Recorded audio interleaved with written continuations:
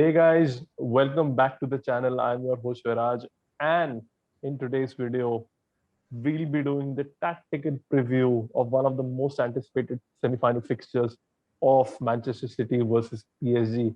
With me joining in this video is Aditya. Aditya, how are you, bro? Yeah, really good. How you doing? I'm good. I'm good too. So, guys, without wasting any time, let's start this tactical preview. It's going to be very exciting. Also, for all the viewers who haven't watched our Real Madrid versus Chelsea preview, make sure to check that out. The link of the video will be provided in the description box below. Also, an I button may come up, and you can go by clicking on there. So, Aditya, now let's begin this video. Let's talk about the tactical approach of the two teams coming up in this semi-final game. I wanted you to start with Manchester City first. How do you think Manchester City will do? Will they dominate possession or they rely on counter? What is your point of view on this? Over to you, Aditya. Share the screen and I'll just go Yeah. through the build-up play principle for Man City, what Pep does in general. So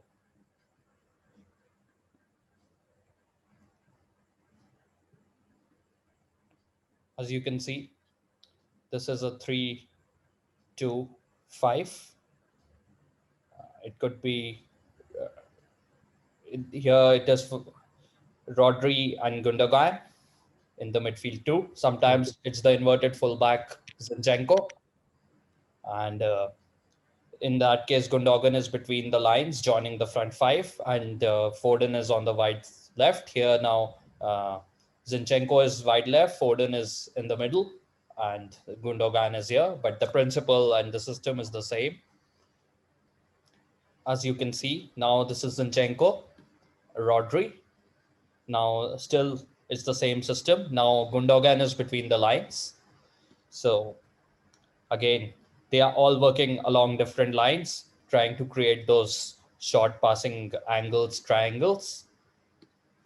Now, as they are pressed, as one of the center backs is pressed, you see Rodri. He drops in this space to create the false center back. He becomes the false center back. So this is to create a spare man in the build-up play and create a numerical Right. advantage. So this is the small triangle.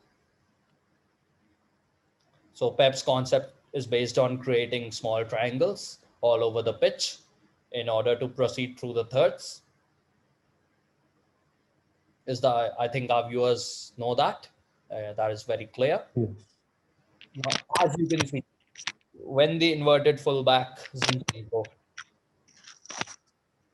is pressed, Hmm. as you can see, Yeah. they use the inverted fullbacks Rodri and Zinchenko to invite the opposition to press to the middle. So as they receive the ball in the middle, Rodri or Zinchenko, now as you can see Zinchenko here, he's invited Aston Villa to press through the middle. So as they press through the middle, what happens? There are gaps on the wider areas as the line behind is also pinned towards the middle. There are gaps on the wide areas. So this helps in playing around the opponent, and that is one of the Pep's principles. I'll make it more clear. As you can see now, as Zinchenko invited him to press, played a back pass. Now this helps Stones to play the pass to Ruben Diaz, and they proceed around the opponent this side. So again, the Exactly. principle is simple. They will circulate the ball side to side and try to play around the opponent. Now, if Aston Villa quickly cover up, same thing, they'll try to do it on the other side. They may use Zinchenko or Audrey as the trigger to invite the opposition again to press in the middle, and they play back, go wide, and they try to play around the opponent. So this is how Pep tries to progress through the thirds, save possession, and try to play around the opponent. I mean, he does that with every club he has gone to. I think he did a similar setup with Bayern Munich also, with Kimmich doing playing the role of inverted center back, right? Yeah, it was Kimmich earlier. It was, I think it was Philip Lahm, Rafinha, David Alaba. All of them have played that roles at Bayern as well. So yeah, Okay, okay. in the build-up play, you can see Man City have kept very short distances here. As you can see, Yeah. the distances are very short. What do you think would be the Hmm. logic behind that? Well, I think it's they just want to create that two versus one situation so as to get that extra man in the build-up, which will lead to a goal. Don't you think? Well, I think they are very close to each other. This not only Yeah. allows them to complete the short passes, so Yeah. but then also gives them defensive stability. Shorter distances, shorter passes means shorter transitions. So if they lose Also, the yeah, ball, exactly. They won't get exactly. They won't get themselves risk for the counter also because the players will cover up. exactly. Here you see the Yeah. distances are very short between the players. It helps them to shorter Yeah. passes are easier to complete than longer passes. That, as we all know, shorter passes accuracy is stronger, and longer Hmm. passes the accuracy is less compared to shorter passes. So it not only allows them to have stability in their passing, but also allows them to have defensive stability with all the cover. So Right. these are the basic principles on which Pep has been built on throughout his career. Yeah, be it Barcelona, Bayern Munich, or Man City, the formation may be different, but the principles of play are the same always. So now I'm going to show how they attack in the final phase. So as you can see, Kevin De Bruyne, usually he's the trigger to switch the play from this one Yeah. half space. This zone of the field is called the half space between the middle and the wide area. So they use it to switch Hmm. from one half space to the other half space. So now they've switched it to the other half space. And since Kevin De Bruyne has accuracy in passing, is probably one of the best passers in the world. So Yes, absolutely. now you can see he's played a pinpoint ball to Gundogan, and Gundogan and Foden have created a 2v1 overload on the other side. And this is how Foden scored against Dortmund. This is a 90th minute winner. So, this is a very common principle of Pep to switch play from one half space to the other half space, create an overload on the other side, and exploit the overload. So now this time it is Mahrez. Obviously, no player has the accuracy of De Bruyne to find the spare man. But as you can see, the principle, Hmm. Gundogan has occupied the fullback, and Foden is trying Hmm. to make the run out there. So Mahrez, Similar to versus one again, situation, it's right? a 2v1 here. Mahrez will try to play the chip ball. Since the fullback is occupied by Gundogan, Foden becomes the free man here. Same principle. Right. Same thing now you see Foden Yeah. doing here. This half space switches the play to Maris. Bernardo Silva, he quickly Yeah. makes the overlapping run to create the overload. As you see, Right. Maris receives, Bernardo Silva quickly creates the overload. Now, as Bernardo Silva has made the run, he gets behind the opposition defensive line and he crosses and they find the free man. They look for the free man between the lines. Sometimes it is Ford, Yeah. sometimes it is Gundogan, could be De Bruyne. They look for the free man, and this is how they scored against Aston Villa. And exactly. And this it's such a great thing because this guy, this 19 number jersey, I think he's also kind of confused because it happens in microseconds, right? It's impossible to just cover that free man, don't you think? Yeah, they are very fast here. Their city's build up Yeah. is sometimes on a lot of occasions when De Bruyne has been missing, they've struggled to exploit the overload. They've been slightly slow, and that final pass accuracy has been missing without De Bruyne. So I think, as we all saw against Aston Villa, City struggled. They just managed to grind out a win, but they were in the same side without De Bruyne. He'll make the Right. difference. He'll try to quickly create the overload, play the final pass. So I'll just brief on the build-up play of Paris now. They struggled Yeah. in the build-up play against Bayern Munich, and I'm going to brief the reasons now. So, as you can see, there are two central midfielders here.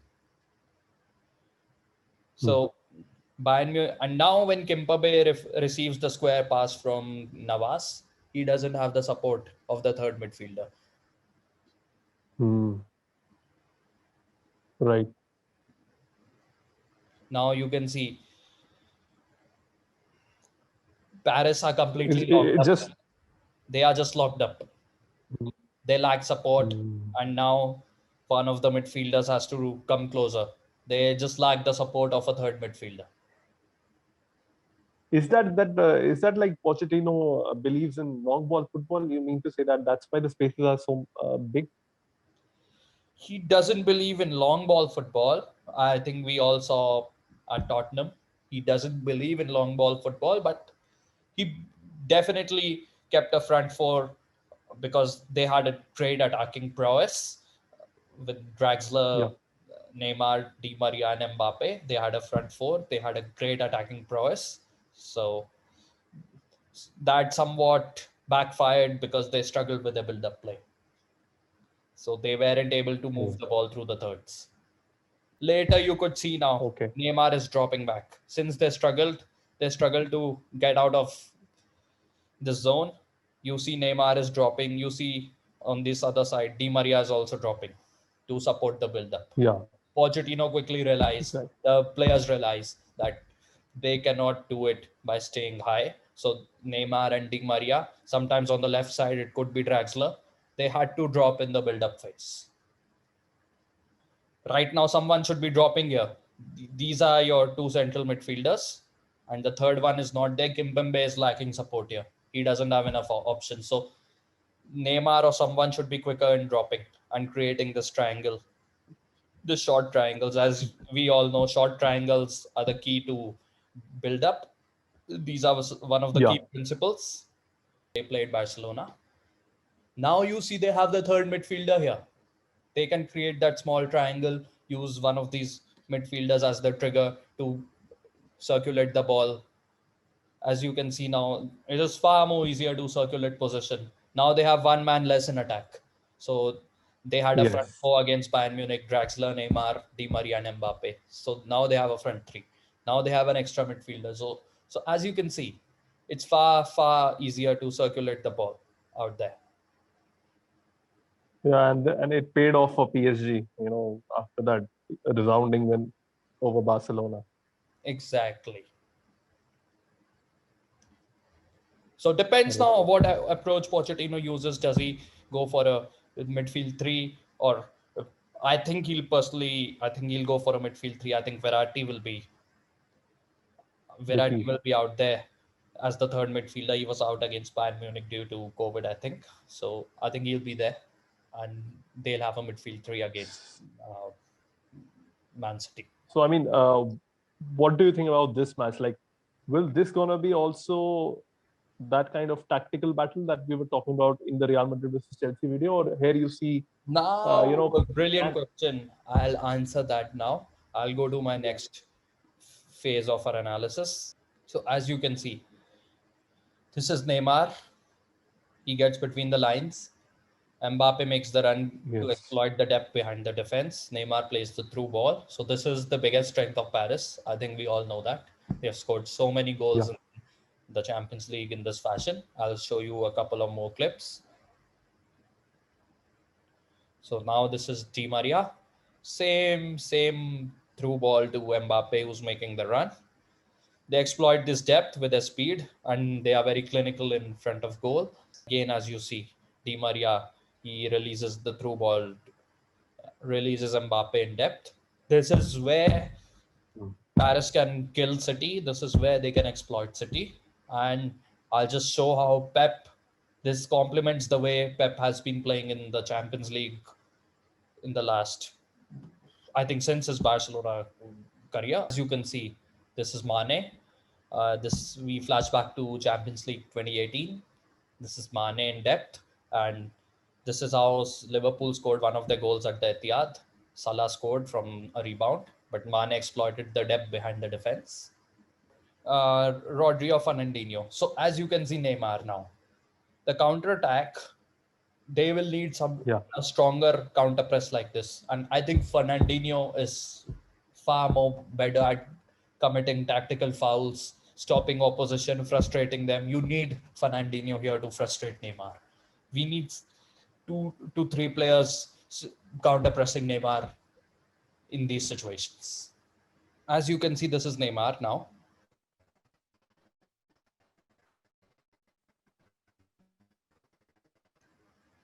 Yeah. Here. Because if there's a free man, he'll play a through ball quickly. Exactly. So if there's a free man, he'll quickly play the through ball out there. And Yeah. we need Fernandinho to quickly close down. Kyle Walker will be there. I think he'll be the inverted fullback. Kyle Walker, Cancelo, whoever that is, they will need to close Yeah. down Neymar in these pockets. So that is how. And Hmm. on a few occasions, if they are unable to do it, the defensive line, they have to drop back. They have to cover the space.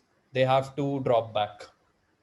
If they have this, if Neymar is free here or Draxler, whoever that is, they will have to drop back because they just cannot allow the opposition to Yes. exploit this Yes. depth.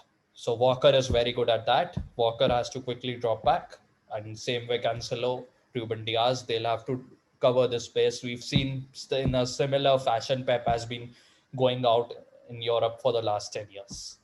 So I'm sure he'll Because if it, be wary of this. I'm 100% sure Pep is a very intelligent man and probably the best yeah. manager. Now I'm dead sure he'll be wary of that. He went with a more pragmatic approach against Real Madrid at the Bernabeu last year. I think we'll see something similar to that. I don't think he'll hold a very high line and be very offensive. Sometimes situation demands you are chasing the game, so sometimes it just happens because of the situation. But I think we could see a slightly more pragmatic approach from Pep. Right. Right. Right.